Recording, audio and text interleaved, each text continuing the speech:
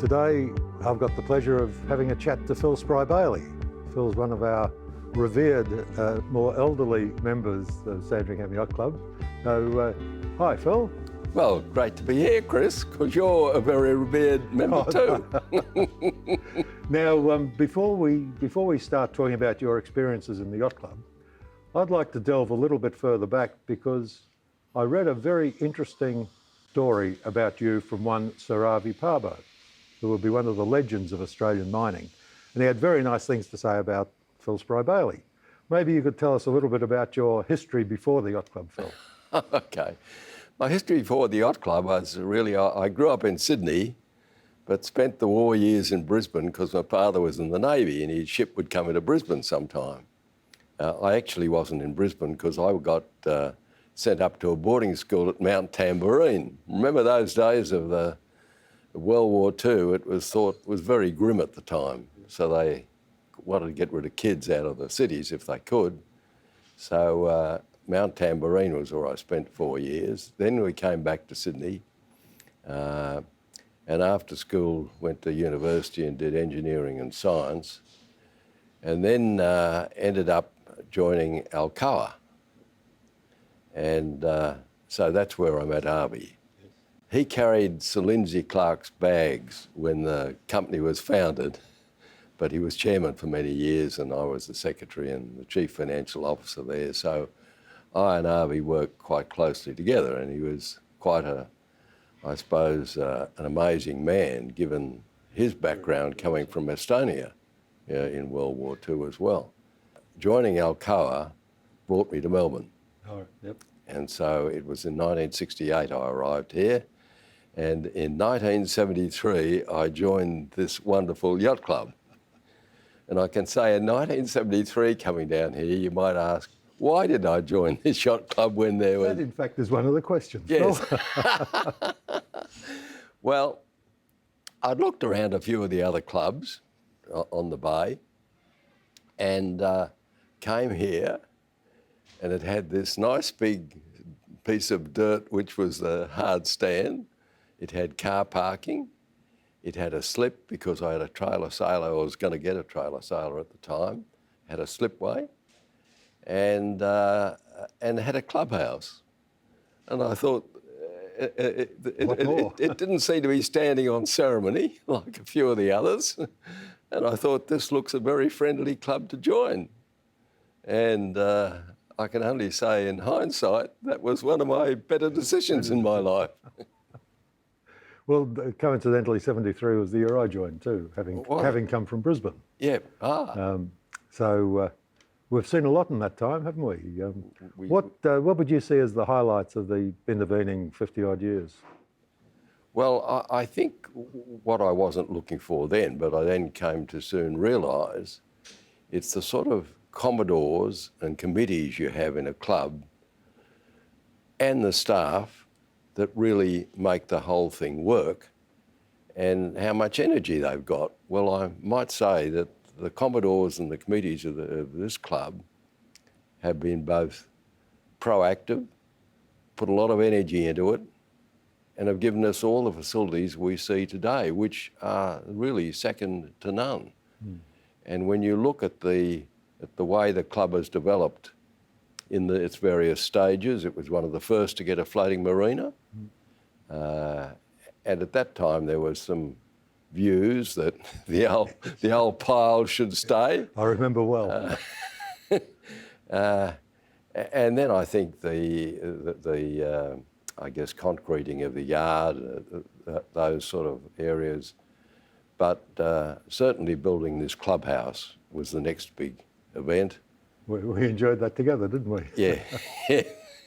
Yes, and looking back on it, there was a lot of fun in doing that, because one of the things I was asked to do was to ring all the members that had pens and see if they would extend them to cough up the money so we could get funds we didn't have to borrow. And I know it was about 250 members I rang, but I'd set myself a target of 10 members a night. Mind you, I was retired at that stage. So eventually I got through them all, and of those, there were only a few who were not for building the new clubhouse. But most of them were very supportive. I spoke to people I never knew. I still don't know who they were, but they were on the list because you can't, and now you can't know all the members in the club. But that was very rewarding in a way that they were all a very supportive lot of, you know, building this new clubhouse. And then there were others that gave debentures at the time, and so that was a very nice experience to have, which you normally wouldn't have to ring so many people you don't know. I well remember that I couldn't think of anyone better to go through 30 pages of special conditions attaching to the Bank of Melbourne's loan. Yes, well, the Bank of Melbourne... Mighty effort, Phil.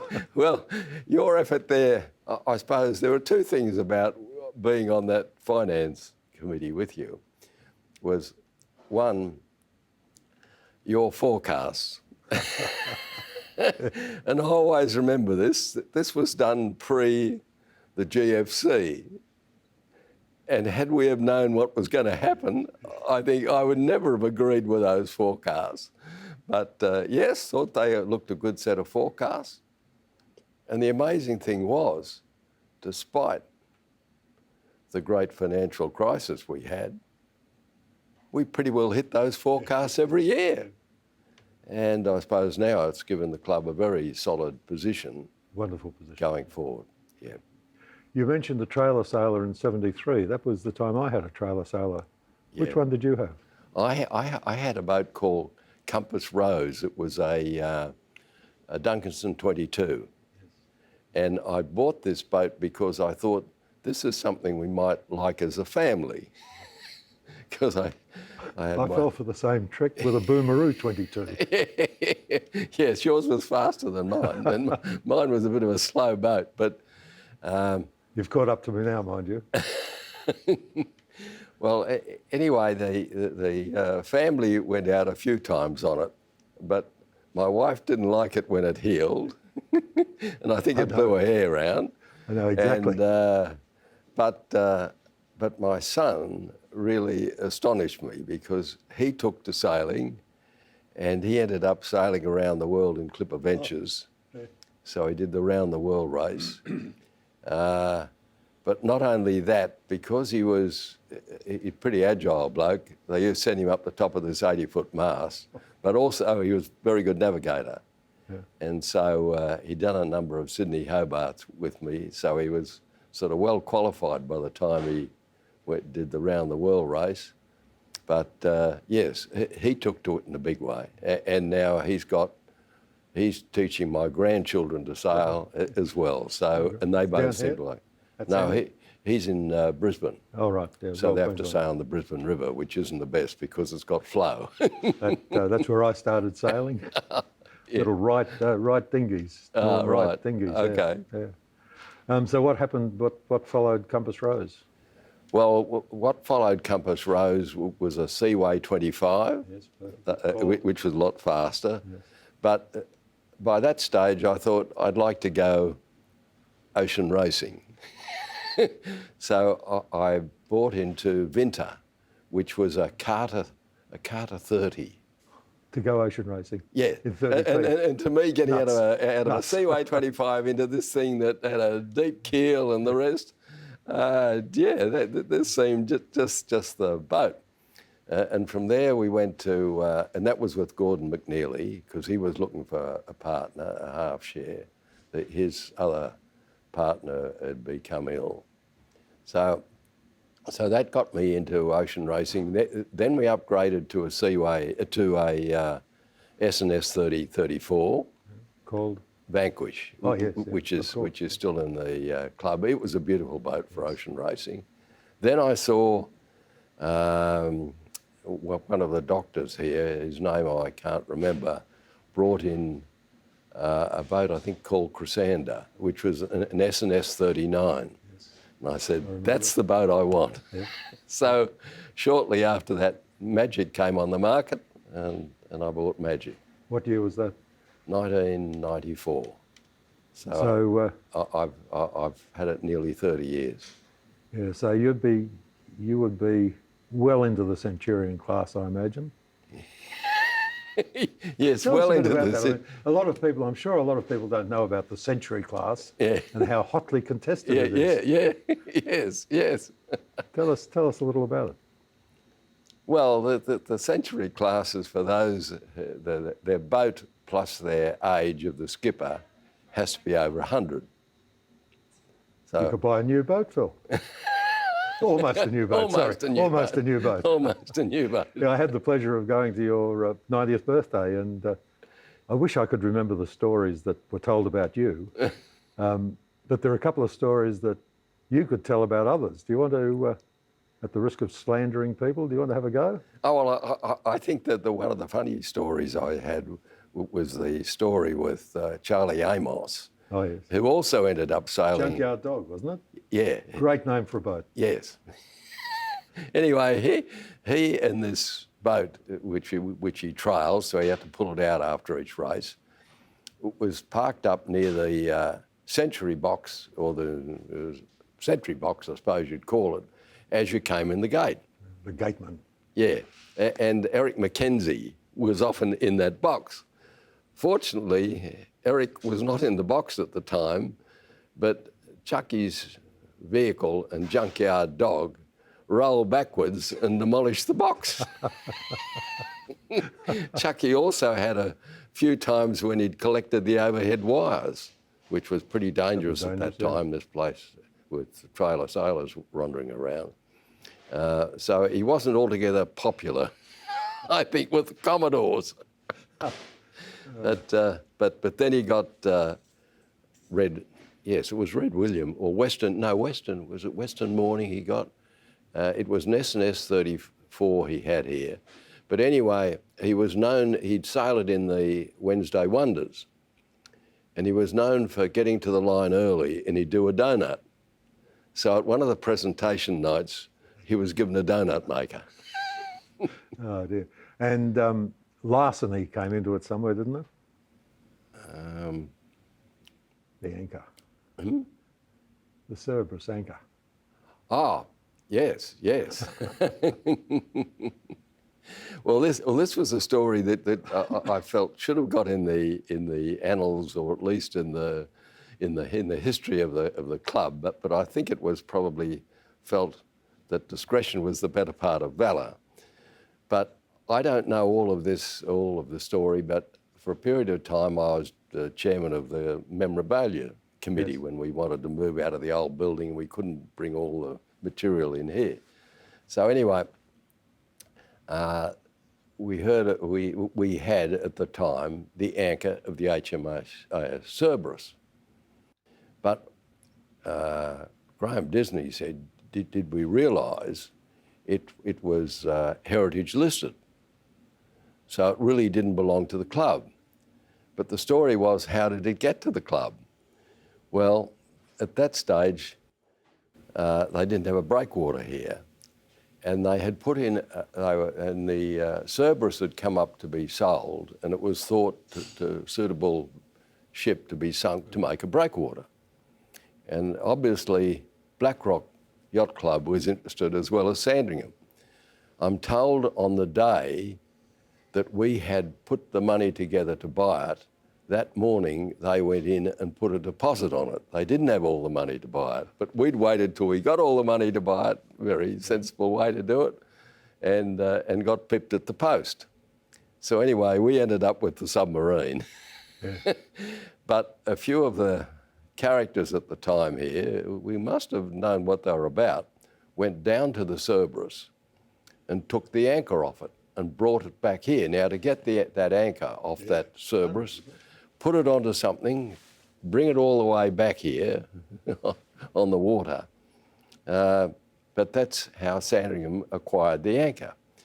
So it was felt that we should admit that we had this anchor, and the arrangement was made that the Bayside Council would put the anchor in some suitable venue overlooking the bay with a park around it. And during construction, the anchor was put outside the main gate, the old gates that were there. And anyway, someone must have let Navy know that where the Cerberus Anchor was, and the Army came along one night, put it on the back of a truck, and now it's down really where it belongs at HMAS Cerberus. Yeah, there are so many stories, Yeah, so many stories yeah. in the history of this Yeah. club there. No, you can imagine the characters that would go and do that. And to get a boat strong enough to put it on, I admire how on earth they did it. Well, even the way Ron White used to take Annabelle out and winch up the marks and clean them and whatnot. Inventive, those guys. In those days, they could do anything. Yeah. They could do anything. If you were to look ahead a few years, Phil, I won't say 20, but if you were to look ahead a few years, how do you see the future? What do you think are the things that are coming that we should be aware of, sailing-wise, boating-wise? Well, I suppose you look at the new boats. They're all very light, different material. They're getting to foiling. And I'm not sure if 20 years from now we may see maybe a big foiling fleet. I don't know. But the technology has advanced it so fast and so quickly that I would never have dreamt of what I see on the water now. The other day, kids out there with their little wings and a motor underneath, and here they are standing up on a board. How they do it, I don't know. But I mean, it's just exploded with these new, I suppose the technology and the advance in many fields. And so I still think there'll be a place for us. We have a keel. I think I wouldn't like to go across the ocean in one of these things. But and I suppose the other part too, you see, is the change in time that people can spend on the water. I always looked here, the races I liked were the race down to, say, Queenscliff, Benito's Treasure or something. A weekend's event. Yeah, and so, yes, you'd leave here, spend overnight and come back the next day. A little bit hard on the family, I admit, but we seem to be able to, if you planned it, you could do it. Different world, yeah. But all that now seems to be that, no, you won't get the attraction of people going out there. I suppose you only have to look when there's a rough day like yesterday wasn't all that rough, but the boats just don't turn up. Yeah. And so I suppose there's a difference in time, a difference in way the people want to spend their precious hours when they're not working, because I guess with mobile phones, the internet on a mobile phone or now on a watch, you're virtually contactable all the time. Yeah. And so I'm not a great forecaster of what will happen. I think the dinghy fleets will still be out there. There'll still be room for the Centurions on Wednesday, Phil, I have no doubt. And I'm sure there'll still be that group of oldies or not so well, advanced. Us youngies as well. Yeah. Out there. Well, that's terrific. You've had a tremendous history and well regarded around the club. In fact, one little anecdote of mine was you betting me, I can't remember what the bet was, that the lockers wouldn't be built in your lifetime. Yeah. I think you've now got number one, haven't you? Yes. Well, the lockers. Do you remember that? Yes, the locker is another story, because I remember Jeff Henderson came along one day to me because I had a locker in there when they had the old brick lockers that ran out there. And he said to me, I need to take your locker because we're going to build a new clubhouse. And I said, well, that's fine, as long as I get a locker in the new one, to which he agreed, yes, I could have that. So I duly paid up my money for my new locker. But being on the finance committee, I was well aware we didn't have the money to finish the lockers. Well, that's terrific. Thank you for coming in. Thank you for your time. And I'm sure a lot of people will enjoy a little bit of the history of Sandringham as seen by Philip Spry-Bailey AO. Yeah. Well, thank you, Chris. And it's been a joy being here. And I should say, what's made the club so wonderful to me has been the other members, the camaraderie, I guess, the staff, and I can only say the yard as well, and all our, I guess, shipwrights out there that have helped. A lot of us. moving bits, but they all seem to be synchronised. Yeah. It's terrific. Thanks, Phil. So, Chris, thank you. And may I compliment you on your time as Commodore and on the It's about you committees. today, Phil.